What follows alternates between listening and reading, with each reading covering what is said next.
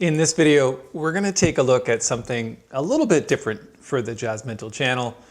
We're going to take a look at Bach.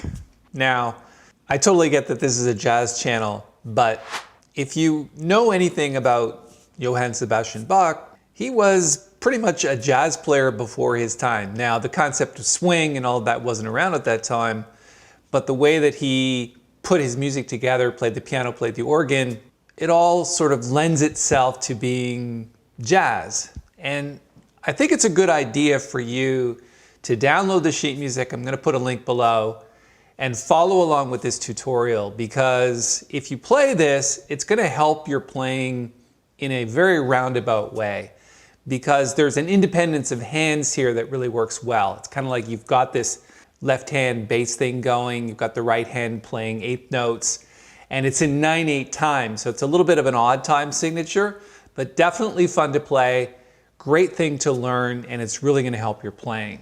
So I'm going to play through the entire thing at the end of this video, so stick around for that. Let's dive in right away and take a look at the first line.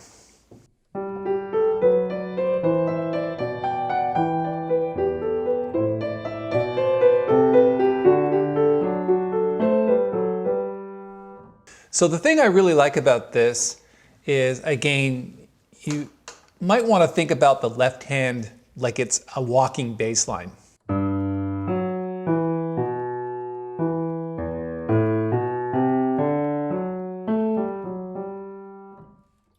And the right hand is doing kind of like these triplet eights. Now I realize they're not triplets because it's 9/8 time, but it's that kind of feel. It's like da da da da da da da da da. Now 6/8 is a lot more standard time signature. 9/8 makes it a little bit more difficult, but it's absolutely a fantastic tune. And my suggestion is that you work out your own fingerings for the right hand. Now I'm doing interesting things with my fingers. I think they just go there naturally. So I'm not really going to write out the fingerings for you. I think it's a good idea for you to maybe go through and mark where those fingerings are. Kind of like if you're scaling a rock face, you want to pick the right fingers to go in the right place. And that's what's important about this tune. So let's move on to the second line where it's just continuing with the feel.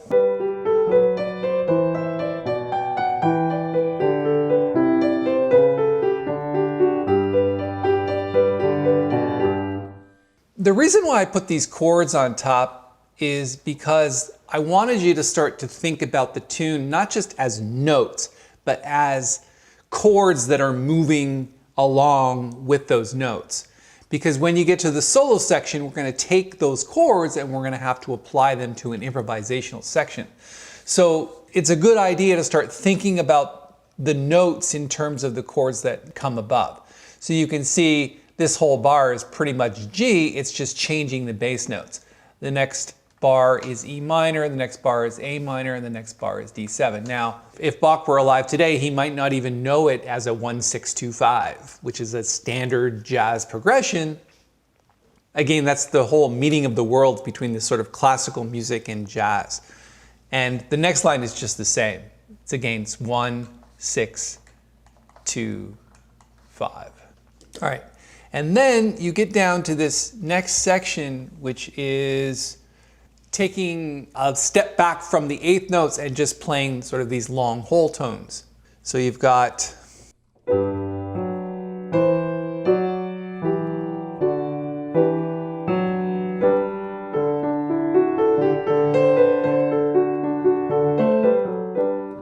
now, I didn't play that exactly as written, and I think that's really the whole point of performance, is if you get to a section where you don't play it exactly as written, that's okay, because most people don't even notice that. So let me see if I can play it correctly.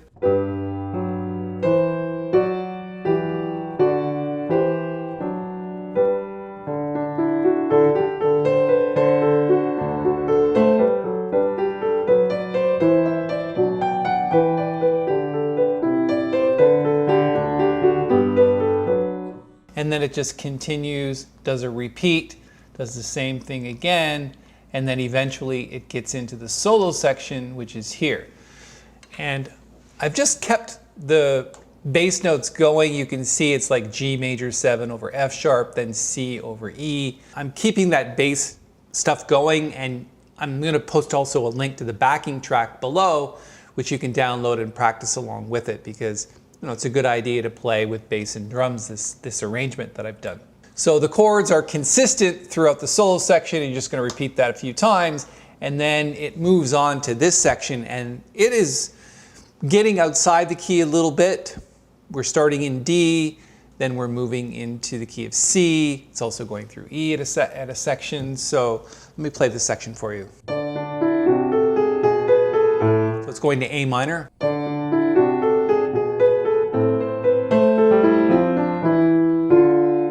Now, I really like that section here, and that's so typical of Bach to put that syncopation in there. And what I'm talking about is these notes here. Let me grab something to write with. Take a screenshot, and let's focus on this right here. So the left hand is, while the right hand is going along with the eighth notes. It's syncopated, so you have to really feel that.